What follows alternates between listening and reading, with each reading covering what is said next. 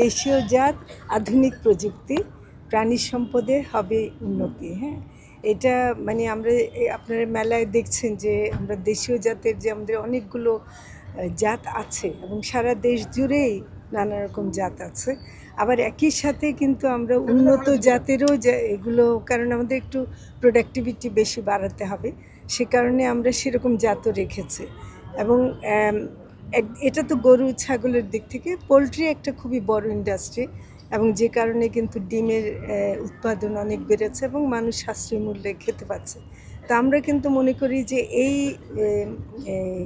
প্রাণী সম্পদ সপ্তাহ, জাতীয় প্রাণী সম্পদ সপ্তাহটা করে আমরা সারা বাংলাদেশে একটা বার্তা দিতে পারছি যে খাদ্য উৎপাদনের বা খাদ্য নিরাপত্তার প্রশ্নে এবং নিরাপত্তার প্রশ্নে মানে খাদ্যের প্রশ্নে আমরা অনেকখানি অগ্রগতি সাধন করেছি এবং আমরা এই ব্যাপারে খুব সতর্কভাবে এগিয়ে যাচ্ছি।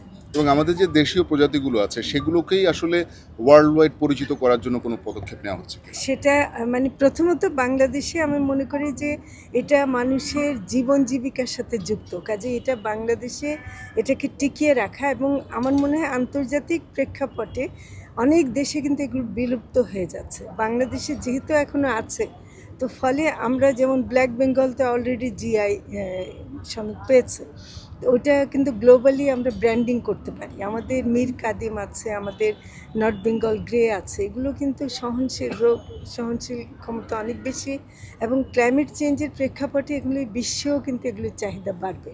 ফলে আমরা কিন্তু সেদিকে যাব যেগুলো বিশ্বময় এটার পরিচিতি বাড়বে। একটু যদি বলে যেতেন যে দ্রব্যমূল্যের সহনশীলতায় আপনাদের ভূমিকা অনেক বেশি। আমরা দেখি অনেক পণ্য আছে যেগুলো আমাদের প্রতিবেশী দেশটা কোনো কারণে কোনো সময় বন্ধ করে দিলেই আমাদের অনেক বেশি সংকটের মধ্যে দিয়ে আমরা যাই। লং টার্ম কোনো পরিকল্পনা আপনারা আসলে রেখে যাচ্ছেন কিনা? না, এখানে আমাদের যে সম্পদটা আছে প্রাণী সম্পদের মানে দুধ, ডিম, মাংস, এটার মধ্যে শুধু দুধটা ছাড়া আমদানির উপর বেশি নির্ভরশীল। অন্যগুলো আমরা নিজেরা স্বয়ংসম্পূর্ণ, আমরা ওগুলির জন্য আমদানি করতে হয় না এবং আমরা আমদানি করতে চাইও না, কারণ এই ধরনের পণ্য বিদেশ থেকে আমদানি করলে যেই সব ঝুঁকিগুলো আছে আমরা সেগুলো এড়াতে চাই। তো সে কারণে আমরা মনে করি যে আমরাই পারবো, এটা আমরা করে দেখিয়েছি আগেও। এখন আমরা শুধু দুধটা ছাড়া অন্যগুলো আমরা নিজেরাই করতে পারবো।